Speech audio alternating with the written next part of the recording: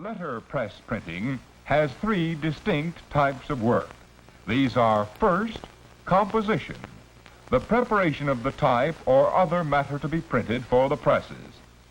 Second, press work, the actual printing of the composed matter on paper or some other substance. And third, bindery work, the folding or joining together of the printed sheets into various forms so that they may be sent to the public.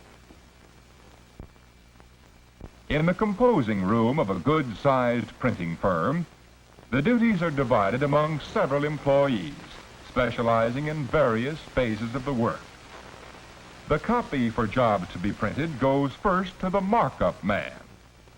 The markup man must have a thorough knowledge of the art of printing. He decides what styles and sizes of type will produce an attractive result. He indicates the parts to be set by hand compositors and those to be set by machine operators. Although a great part of today's type is set mechanically, hand compositors are employed by all large commercial printing plants, newspapers, and publishing houses. Hand compositors usually set the large type, called display line, used in advertisements and other printed matter. Hand composition offers opportunities for artistic expression. Compositors who have the ability to create original ideas are highly paid craftsmen. The work requires manual dexterity, good eyesight, and thoroughness. Linotypes and other typesetting machines are used for the part of the copy called straight matter, consisting of many lines of the same length and size of type.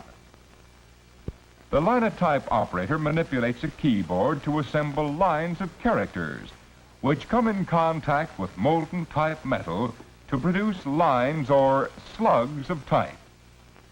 These slugs are molded in the length required by the job.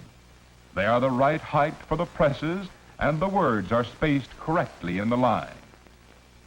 Linotype operators must work speedily and accurately, and be efficient in spelling, punctuation, word division, and printer's arithmetic.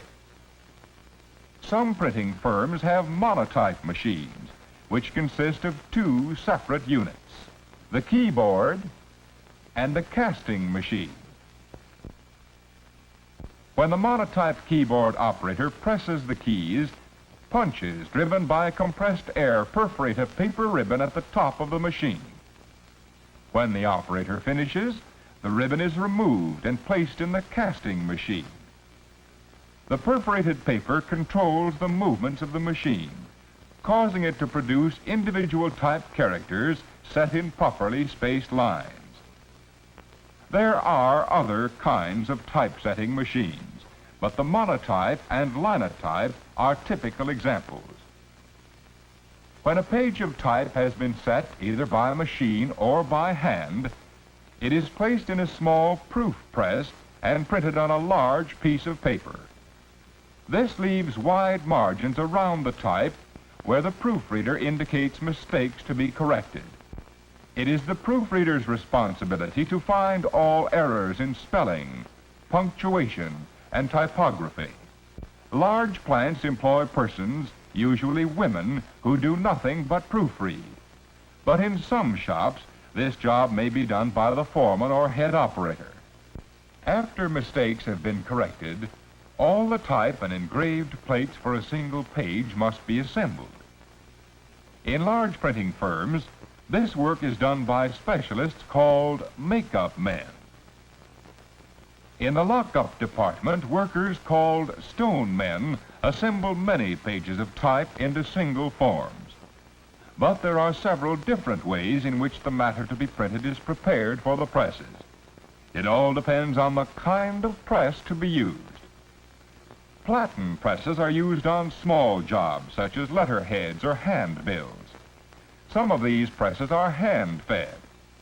On other small job presses, an ingenious device feeds the paper automatically. There are automatic cylinder presses for long runs of small work. In offset presses, the matter to be printed is first impressed from a zinc plate to a special rubber roller, then transferred to the paper. And for printing magazines, books, and newspapers, there are immense high-speed rotary presses which, printing both sides of the paper in one operation, turn out thousands of folded copies per hour. But no matter what kind of press is used, a pressman must be a skilled, conscientious worker. He is in charge of expensive machinery and materials, and the quality of the work produced depends on his ability. Before a job can be printed, the pressman must make ready, that is, compensate for inequalities of pressure of the paper against the plate.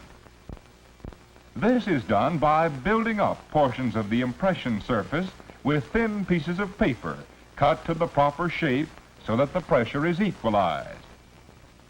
A pressman must know how to adjust his press to all kinds of paper and secure mechanical accuracy throughout.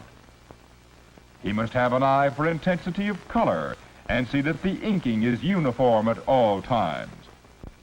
And pressmen should be able to supervise assistants, for in many plants, an experienced man may be responsible for the proper functioning of several presses operated by apprentices.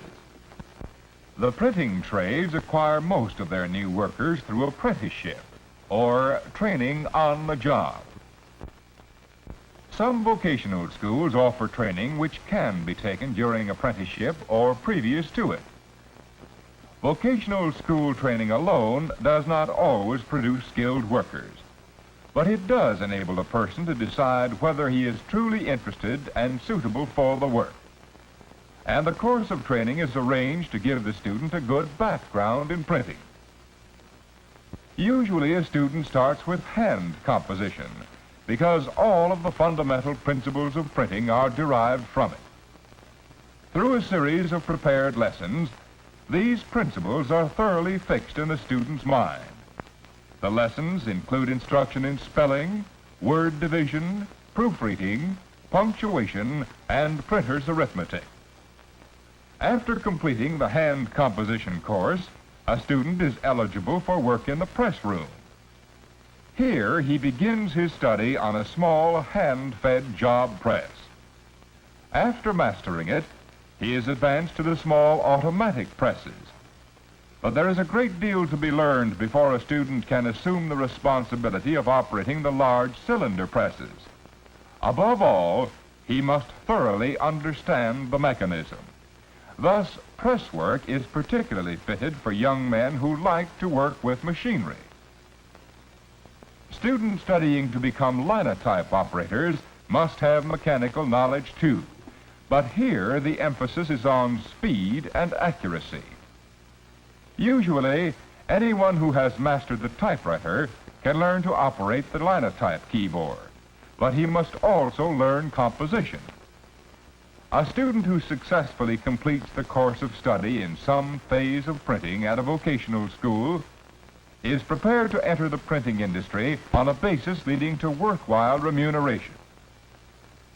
The chances of securing employment are normally good, for there are thousands of large printing establishments in the country and many small shops and newspapers.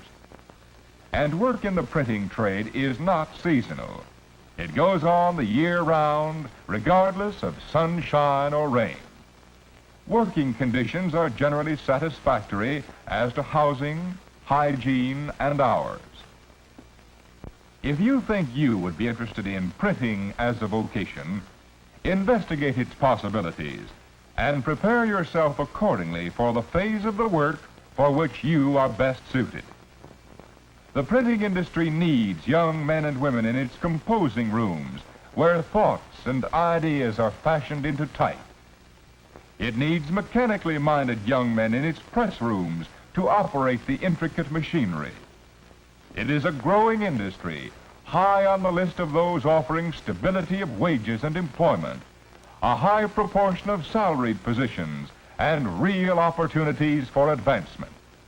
Perhaps you will find a place for your tastes and talents in printing, a vocation offering splendid possibilities for your life work.